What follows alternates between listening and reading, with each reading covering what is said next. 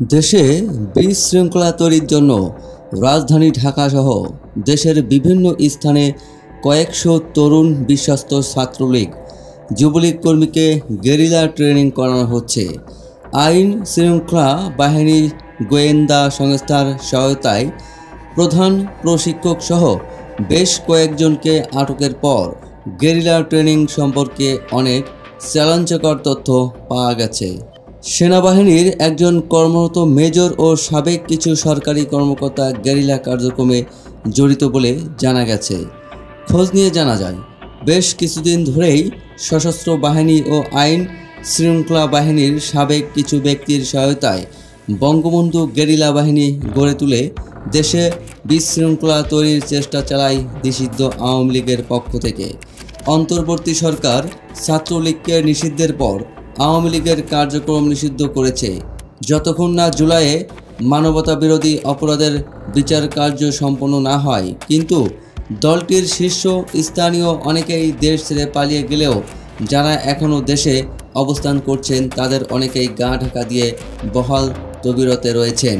গত এক বছরে এদের তেমন কোনো কর্মকাণ্ড দৃশ্যমান না হলেও বা প্রকাশ্যে কার্যক্রম পরিচালনার সুযোগ না পেলেও তারা বসে নেই। বিভিন্ন সূত্রের খবর মোতাবেক সামাজিক যোগাযোগ মাধ্যমে খবর চাউর হয়েছে, আগামী 5 আগস্ট দেশে বড় ধরনের বিশৃঙ্খলা সৃষ্টির চেষ্টা করছে দলটি। এজন্য ছাত্রলীগ, যুবলীগ সহ আওয়ামী লীগ ও তাদের সমর্থিত ও সামর্থ্যবান বিশাল একটা গ্রুপকে প্রশিক্ষণ দেওয়া হয়েছে, যারা ওই প্রশিক্ষণ মোতাবেক দেশে অরাজকতা তৈরি করে অন্তর্বর্তী সরকারের স্বাভাবিক কার্যক্রম ও শান্তি শৃঙ্খলা বিনষ্ট করবে। গণমাধ্যমে এমন খবর প্রকাশের পর সর্বত্র তোলপাড় চলছে। ইতিমধ্যে এ ব্যাপারে সরকার নড়েচড়ে বসেছে।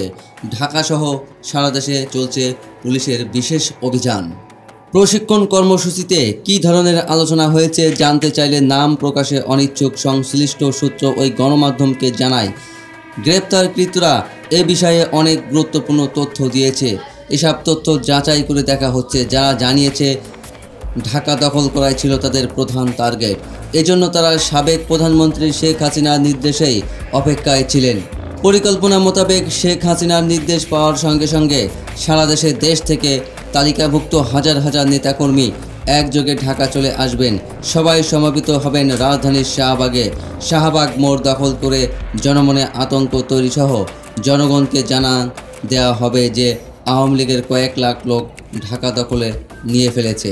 এ ব্যাপারে ঢাকা মহানগর গোয়েন্দা ডিবি পুলিশের গুলশান বিভাগের উপকমিশনার ডিসি কামরুল হাসান একটি গণমাধ্যমকে বলেন, তদন্তের স্বার্থেই এই মুহূর্তে বিষয়টি নিয়ে কিছু বলা যাচ্ছে না, একটু গুছিয়ে নেই, পরে বলবো। তিনি বলেন, এ ঘটনায় শুধু ডিবি নয়, আরও কয়েকটি সংস্থা কাজ করছে।